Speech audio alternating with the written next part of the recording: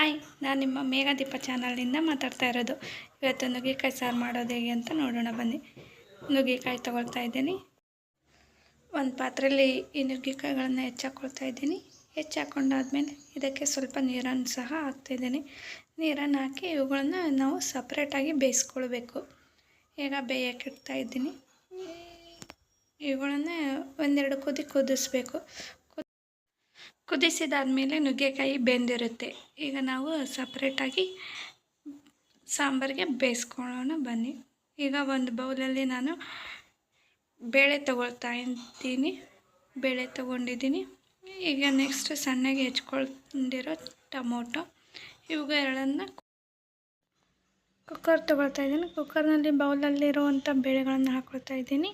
ಈ ಬೇಳೆ ಹಾಕ್ಕೊಂಡಾದ್ಮೇಲೆ ನಾವು ಹೆಚ್ಚಿಕೊಂಡಿರುವಂಥ ಟೊಮೊಟೊ ಸಹ ಹಾಕ್ಕೊಳ್ತಾ ಇದ್ದೀನಿ.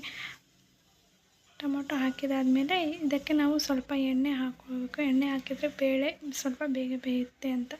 ಈಗ ಅದಕ್ಕೆ ಸ್ವಲ್ಪ ನೀರು ಹಾಕಿ ನಾನು ಕುಕ್ಕರ್ನ ಮುಚ್ತಾ ಇದ್ದೀನಿ.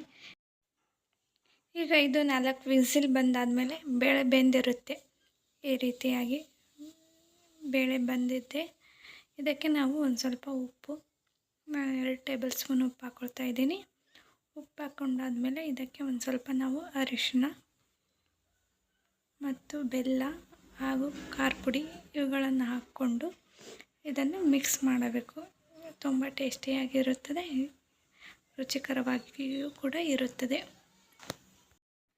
ಹೆಚ್ಚಿನ ವಿಡಿಯೋಗಳಿಗಾಗಿ p.ಮೇಘದೀಪ ಚಾನಲನ್ನು ಸಬ್ಸ್ಕ್ರೈಬ್ ಮಾಡಿ ಮತ್ತು ಲೈಕ್ ಮಾಡಿ. ಈಗ ಇದು ಮಿಕ್ಸ್ ಆಗಿದೆ.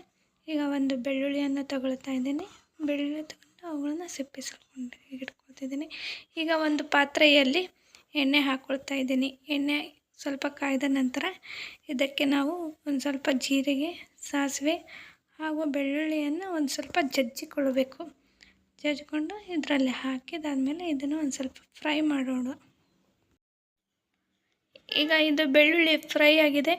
ನಾವು ಬೇಳೆ ಮತ್ತು ಟೊಮೊಟೊ ಹಾಕ್ಕೊಂಡು ಬೇಯಿಸಿಕೊಂಡಿರುವಂತಹ ರಸಮನ್ನು ಇದರಲ್ಲಿ ಹಾಕ್ಕೊಳ್ಬೇಕು.